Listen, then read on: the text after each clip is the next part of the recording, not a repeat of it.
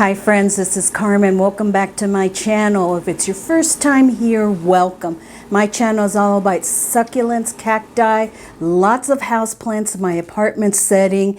And if that's something that interests you and you want to learn some more about, please do make sure that you hit that red subscribe button down below before you leave. And if you really enjoy this video and it brings you value, I'd so appreciate a thumbs up and a like.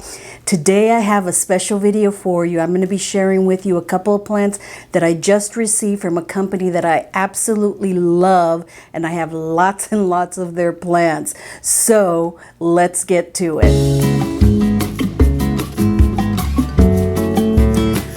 So you all know how much I love urban jungle and live trends that you can find at Lowe's, Kroger's, and lots of other places. I have lots and lots of their plants. Last, I think it was about January or so, I got a shipment from them that I shared with you. I'll leave a link to that video down below. And today I got a couple of plants. One of them was a Wishlist plant and one of them was a surprise plant that I'm really loving, and I think you'll love it too. So let's start off with the Wishlist plant because I want to leave that other one for a surprise. So look at this beautiful, beautiful Philodendron Brandianum. Isn't that gorgeous? Now, you all know that not too long ago, maybe about a month, 6 weeks, I found a Brandianum at a Lowe's, but it was not looking so good, and I got it on clearance. This is it here. It lost a couple more leaves, but it seems to be doing, better. And I think it's got a couple of growth points there, but they were so kind to send me this one here. I am so happy that they are doing more exotic or what used to be harder to find plants that are becoming much more available and at a much more reasonable price. I know that these Brandianums were going for $12.98 in the little beautiful pots that they have. That is an incredible price. And locally here, I know they got snatched up right away, along with the Micans, which they were going to send me, but they weren't quite ready yet. They are still growing them. They had a huge response to popularity of them, so they're growing some more, and they will be out soon again, and they're going to be sending me one of those. So as soon as I get it, I will share that with you also. But look at this beauty here. The silvery sheen on the leaves is just gorgeous. It arrived beautifully packaged and well packaged. I'll put a quick picture of it here. And I haven't watered it because the soil was moist, wasn't oversaturated, but it was moist, and the leaves feel really good. No flimsiness to them, no drooping to them. So I'm so happy with these, and I'm going to put it up here, have it here in the plant room where it can get a good amount of humidity, and I'll probably put it up next to the one that's recuperating. And a wish list plant that at first I thought I wasn't going to be able to find. Now I have two. One of them that I'm bringing back to health, and one that they so kindly sent me that is just gorgeous, this Brandianum. Okay. Now the next one, I had heard about this plant and seen some pictures of it, but I hadn't ever seen one live in person. And so when I was taking the wrapping off of this plant, I was like, what is this, a Schefflera tree? I couldn't tell what it was. This is, and I'll put the name, scientific or botanical name down below, but this is an ant plant. It is so unusual. It is a Codex plant. Can you see that down there? And these are native to Southeast Asia and Northern Australia.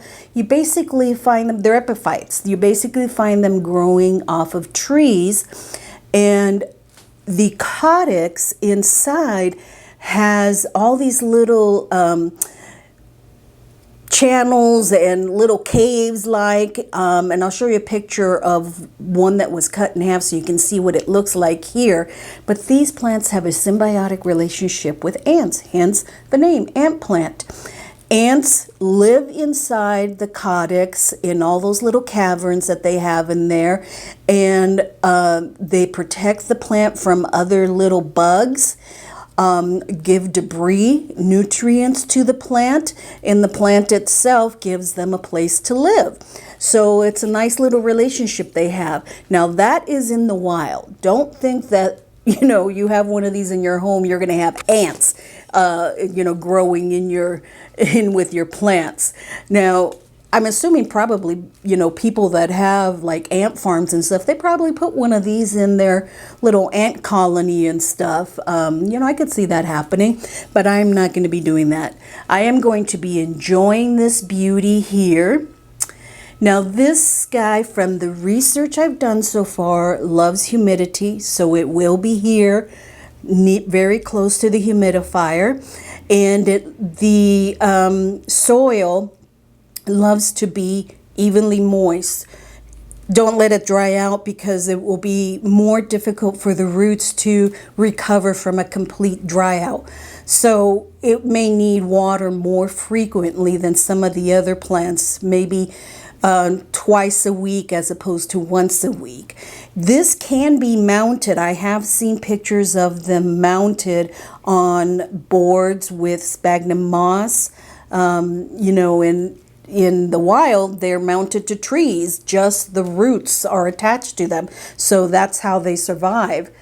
But I thought this was so cool.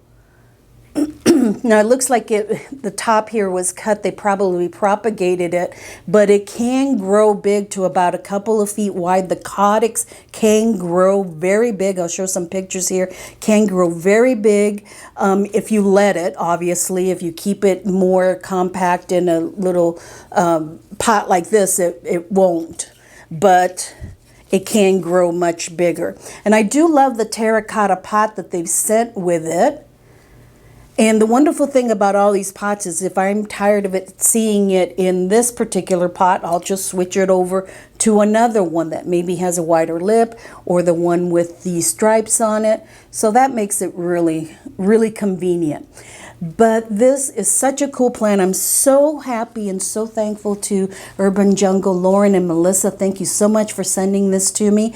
And they will have, let me put this away, they will have more plants coming out. I had mentioned to you about the Micans, but they mentioned to me that their director of horticulture is in the process of getting more rare or uncommon plants in their line, along with some really cool pots too that they're going to be introducing. So they've got some really exciting things coming up. So I would definitely keep an eye out for them in Lowe's. That's where I traditionally find them, but I have found a couple of my plants from them at Fry's, which is a Kroger grocery store, you know, Ralph's in California. So check those grocery stores and Lowe's to see what their latest display is. Now, if you want to see the last video that I did for them and all the plants that are still with me and are still doing well, see that unboxing, you can check that video out right up here and click on that so you can see all of the plants that they sent me last time. Thanks again, Urban Jungle, Lauren and Melissa. I appreciate you guys. I will see all of you in the next video. Thanks so much. Have a blessed day. Bye-bye now.